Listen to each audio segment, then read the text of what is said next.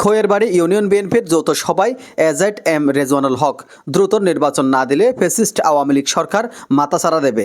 দিনাজপুরের ফুলবাড়ি থেকে মোহাম্মদ আশরাফুল ইসলামের পাঠানো তথ্যে বিস্তারিত। দিনাজপুরের ফুলবাড়ি উপজেলার খৈয়েরবাড়ি ইউনিয়ন বিএনপি ও অঙ্গ সংগঠনের আয়োজনে এক যৌথ সভায় সাবেক সংসদ সদস্য এবং কেন্দ্রীয় জাতীয় নির্বাহী কমিটির সভাপতি এজেড-এম রেজওয়ানুল হক বলেছেন, দ্রুত নির্বাচন না দিলে ফ্যাসিস্ট আওয়ামী লীগ সরকার আবার মাথাচাড়া দিয়ে উঠবে। এখনও তারা দেশ ও বিদেশে গণতন্ত্র ধ্বংসের ষড়যন্ত্র চালিয়ে যাচ্ছে। তিনি বলেন, শহীদ প্রেসিডেন্ট জিয়াউর রহমানের আদর্শকে ধারণ করে বিএনপির ভারপ্রাপ্ত চেয়ারম্যান তারেক রহমানের হাতকে শক্তিশালী করতে হবে। ৩১ দফা বাস্তবায়নে দ্রুত জাতীয় নির্বাচন দরকার। এই জন্য অন্তর্বর্তীকালীন বা তত্ত্বাবধায়ক সরকারকে দ্রুত পদক্ষেপ নিতে হবে, না হলে দেশে পেশিবাদের উত্থান ঘটবে।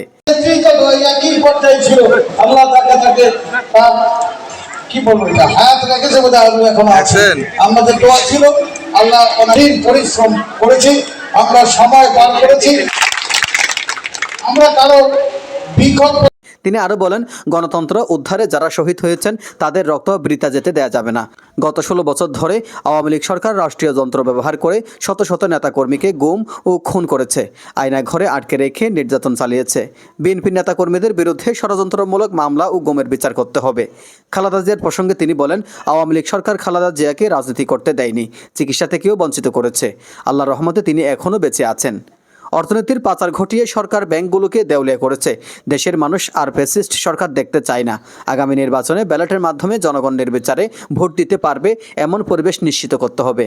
এ সময় তিনি দলমত নির্বিশেষে জাতীয়তাবাদী পতাকা তোলে ঐক্যবদ্ধ হওয়ার আহ্বান জানান। সোমবার বিকেল 4:30টায় ফুলবাড়ি উপজেলার উত্তর লক্ষ্মীপুর উচ্চ বিদ্যালয় ও কলেজ মাঠে এই যৌথ সভা অনুষ্ঠিত হয়।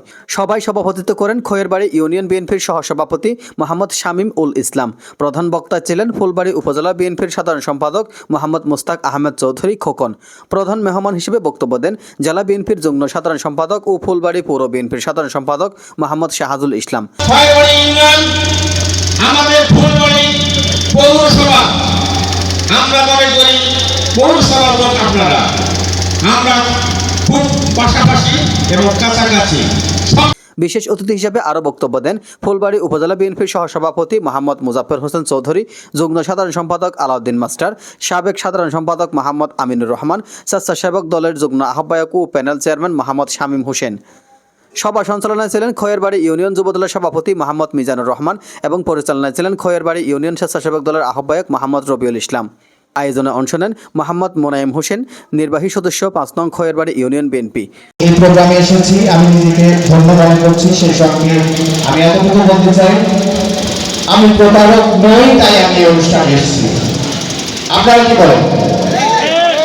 আমি অনুষ্ঠানে বিএনপি ও অঙ্গ সংগঠনের বিভিন্ন নেতাকর্মী ছাড়াও স্থানীয় সাংবাদিকেরা উপস্থিত ছিলেন। সভাটি পরিণত হয় এক বিশাল জনসভায়।